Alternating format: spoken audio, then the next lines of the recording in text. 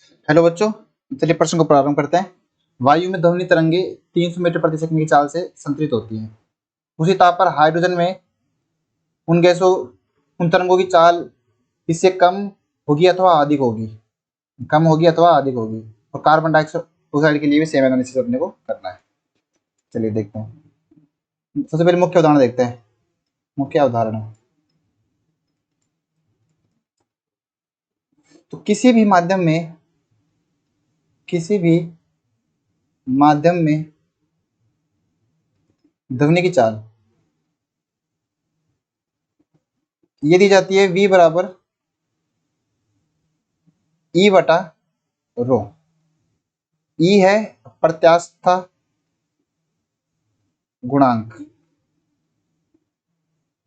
ठीक, और रो है माध्यम का घनत्व।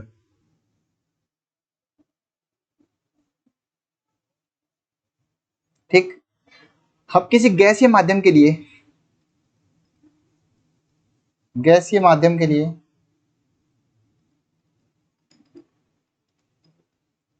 इसी को जब प्रत्यास्था गुणांक का मान लेंगे हम, बल्क प्रत्यास्था गुणांक, और रुद्धोष्म प्रक्रम मानते हुए जब हम वेग के लिए जब हल करते हैं तो उसका मान आता है गामा पी बटा रो।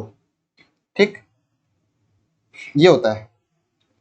अभी इन्हीं दो सूत्रों के माध्यम से हम देखेंगे कि हाइड्रोजन माध्यम में किस प्रकार से तरंग की गति जो है वो प्रभावित होती है वायु के रिस्पेक्ट में और कार्बन डाइऑक्साइड के लिए। तो देखते हैं, हल करते हैं प्रश्न को।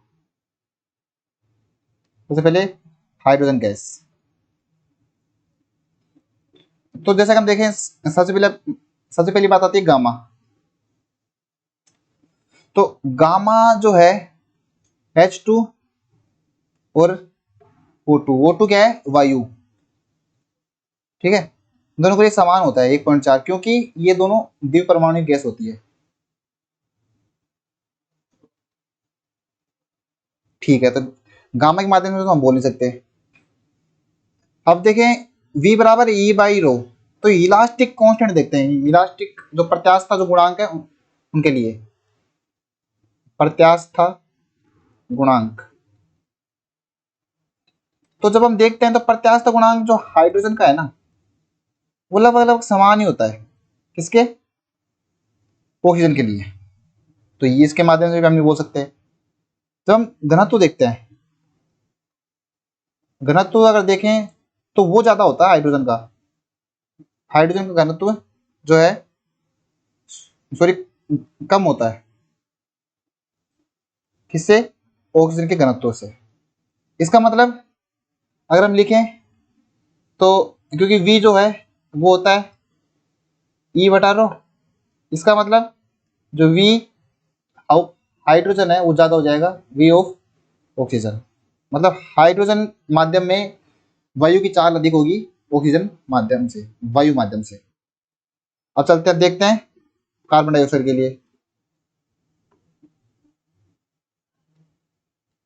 कार्बन डाइऑक्साइड, इसके लिए भी सेम गामा देखते हैं। तो गामा ऑफ O2 है वो ज्यादा होगा गामा ऑफ CO2 से। क्यों? क्योंकि गामा ऑफ O2, ये O2 जो है, ऑक्सीजन जो है वो एक द्विपरमाणु गैस है।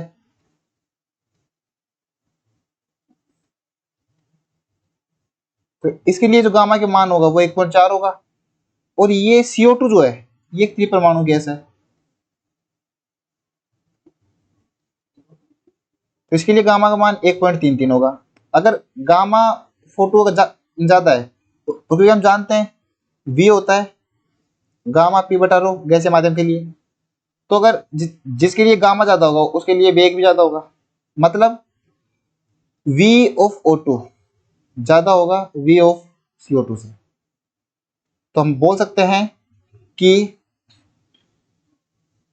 हाइड्रोजन के लिए V ज्यादा होगा, V अधिक होगा, और ऑक्सीजन के लिए ये कम होगा। उपरोक्त प्रश्न के उत्तर होंगे। आशा करता हूं आपको समझ में आया होगा। धन्यवाद।